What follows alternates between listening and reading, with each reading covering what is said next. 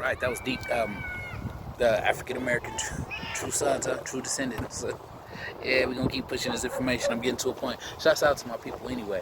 I ain't doubt. Okay, I ain't doubt. Anyway, so this next video is about the true Hebrews. Okay, true Hebrews. Since we on that subject, let's go. Shalom L'Chaim, Judea Black, purified drinking water. They got it is up there. I got it is right here. Shouts out to the Soul Tribe, my 200,000, my 180 people you on the way, man. This is that pass along game. I love this so much. I miss this. I'm glad those 9 extra pass alongs are out there. Take your instant and pass it on. Cue that music I like. True Hebrews coming up next. Every day I piss money away. I'm a material slave, trying to polish this ball and this chain. Cause I don't think twice. Just keep it out of my sight. Of all the people and nations in the world, Yah Elohim chose Israel as a personal treasure, as it is written in the book of Psalms. For Yah has chosen Jacob for himself, Israel for his own special treasure. So much did Yah love the people of Israel that he led them out of Egypt with all manner of signs and wonders and made a special covenant with them. If the people of Israel had kept that covenant, they would have remained a peculiar treasure to Yah throughout all time and would never have suffered the curses that came with it. The particulars of that covenant are covered in Exodus chapters 20 to 23, and they include the 10 Commandments as well as other instructions and regulations from Yah. This series will cover the results of Israel's disobedience and the fate of the present-day people of Israel, the Black Hebrew Israelites, who are still scattered throughout the world. This message is solely for them.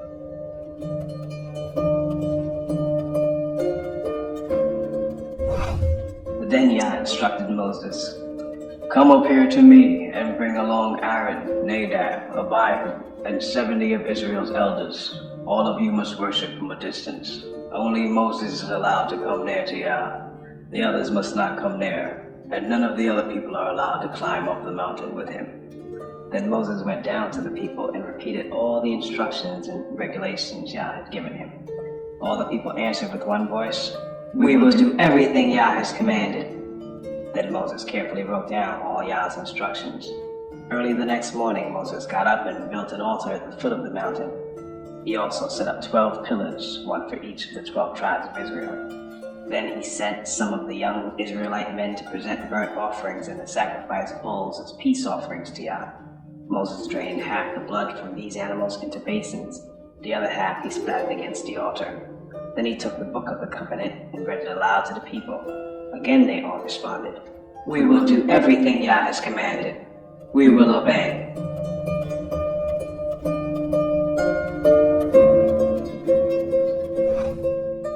After the people of Israel agreed to the covenant and its conditions, Moses reaffirmed the blessings and curses that would come with either their obedience or disobedience to Yah. The full list of these blessings and curses are covered in Deuteronomy chapter 28. It is in this book and chapter that we can clearly see who the people of Israel were, based on the curses their descendants would suffer at the hands of their enemies. But if you refuse to listen to Yah your Elohim, and do not obey all the commands and decrees I am giving you today, all these curses will come and overwhelm you. Your towns and your fields will be cursed. Your fruit baskets and breadboards will be cursed. Your children and your crops will be cursed. The offspring of your herds and flocks will be cursed. Wherever you go and whatever you do, you will be cursed. Yah himself will send on you curses, confusion, and frustration in everything you do, until at last you are completely destroyed for doing evil and abandoning me. Yah will afflict you with diseases until none of you are left in the land you are about to enter and occupy. Yah will strike you with wasting diseases, fever and inflammation, with scorching heat and drought, and with blight and mildew. These disasters will pursue you until you die. The skies above will be as unyielding as bronze, and the earth beneath will be as hard as iron. Yah will change the rain that falls on your head into powder, and dust will pour down from the sky until you are destroyed. Yah will cause you to be defeated by your enemies. You will attack your enemies from one direction, but you will scatter from them in 7. You will be an object of horror to all the kingdoms of the earth. Your corpses will be food for all the scavenging birds and wild animals, and no one will be there to chase them away. Yah will afflict you with the boils of Egypt, and with tumors, scurvy, and the itch from which you cannot be cured. Yah will strike you with madness, blindness, and panic. You will grope around in broad daylight like a blind person groping in the darkness, but you will not find your way. You will be oppressed and robbed continually, and no one will come to save you. You will be engaged to a woman, but another man will sleep with her. You will build a house, but someone else will live in it. You will plant a vineyard, but you will never enjoy its fruit. Your ox will be butchered before your eyes, but you will not eat a single bite of the meat. Your donkey will be taken from you, never to be returned. Your sheep and goats will be given to your enemies, and no one will be there to help you. You will watch as your sons and daughters are taken away as slaves. Your heart will break for them, but you won't be able to help them. A foreign nation you have never heard about will eat the crops you work so hard to grow. You will suffer under constant oppression and harsh treatment. You will go mad because of all the tragedy you see around you. Yah will cover your knees and legs with incurable boils. In fact, you will be covered from head to foot. Yah will exile you and your king to a nation unknown to you and your ancestors. There in exile you will worship deities of wood and stone. You will become an object of horror, ridicule, and mockery among all the nations to which Yah sends you. You will plant much, but harvest little, for locusts will eat your crops. You will plant vineyards and care for them, but you will not drink the wine or eat the grapes, for worms will destroy the vines. You will grow olive trees throughout your land, but you will never use the olive oil, for the fruit will drop before it ripens. You will have sons and daughters, but you will lose them, for they will be led away into captivity. Swarms of insects will destroy your trees and crops. The foreigners living among you will become stronger and stronger, while you become weaker and weaker. They will lend money to you, but you will not lend to them. They will be the head, and you will be the tail. If you refuse to listen to Yah your Elohim, and to obey the commands and decrees he has given you, all these curses will pursue and overtake you until you are destroyed.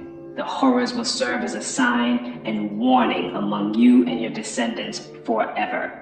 If you do not serve Yah your Elohim with joy and enthusiasm for the abundant benefits you have received, you will serve your enemies whom Yah will send against you. You will be left hungry, thirsty, naked, and lacking in everything. Yah will put an iron yoke on your neck, oppressing you harshly until he has destroyed you. Yah will bring a distant nation against you from the end of the earth, and it will swoop down on you like a vulture. It is a nation whose language you do not understand, a fierce and heartless nation that shows no respect for the old and no pity for the young. Its armies will devour your livestock and crops, and you will be destroyed. They will leave you no grain, new wine, olive oil, calves, or lambs, and you will starve to death. They will attack your cities until the fortified walls in your land, the walls you trusted to protect you, are knocked down. They will attack all the towns in the land Yah your Elohim has given you. The siege and terrible distress of the enemy's attack will be so severe that you will eat the flesh of your own sons and daughters whom Yah your Elohim has given you. The most tender-hearted man among you will have no compassion for his own brother, his beloved wife, and his surviving children. He will refuse to share with them the flesh he is devouring, the flesh of one of his own children, because he has nothing else to eat during the siege and terrible distress that your enemy will inflict on all your towns. The most tender and delicate woman among you, so delicate she would not so much as touch the ground with her foot, will be selfish toward her husband she loves and toward her own son or daughter. She will hide from them the afterbirth and the new baby she has born, so that she herself can secretly eat them. She will have nothing else to eat during the siege and terrible distress that your enemy will inflict on all your towns. If you refuse to obey all the words of instruction that are written in this book, and if you do not fear the glorious and awesome name of Yah your Elohim, then Yah will overwhelm you and your children with indescribable plagues. These plagues will be intense and without relief, making you miserable and unbearably sick. He will afflict you with all the diseases of Egypt that you feared so much, and you will have no relief. Yah will afflict you with every sickness and plague there is, even those not mentioned in this book of instruction, until you are destroyed. Though you become as numerous as the stars in the sky, few of you will be left because you would not listen to Yah your Elohim. Just as Yah has found great pleasure in causing you to prosper and multiply, Yah will find pleasure in destroying you. You will be torn from the land you are about to enter and occupy, for Yah will scatter you among all the nations from one end of the earth to the other.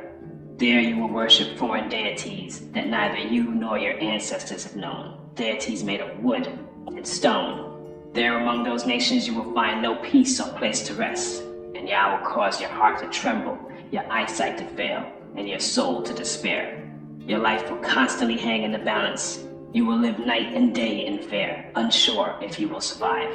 In the morning you will say, if only it were night, and in the evening you will say, if only it were morning, for you will be terrified by the awful horrors you see around you. Then Yah will send you back to Egypt in ships, to a destination I promised you would never see again. There you will offer to sell yourselves to your enemies as slaves, but no one will buy or redeem you.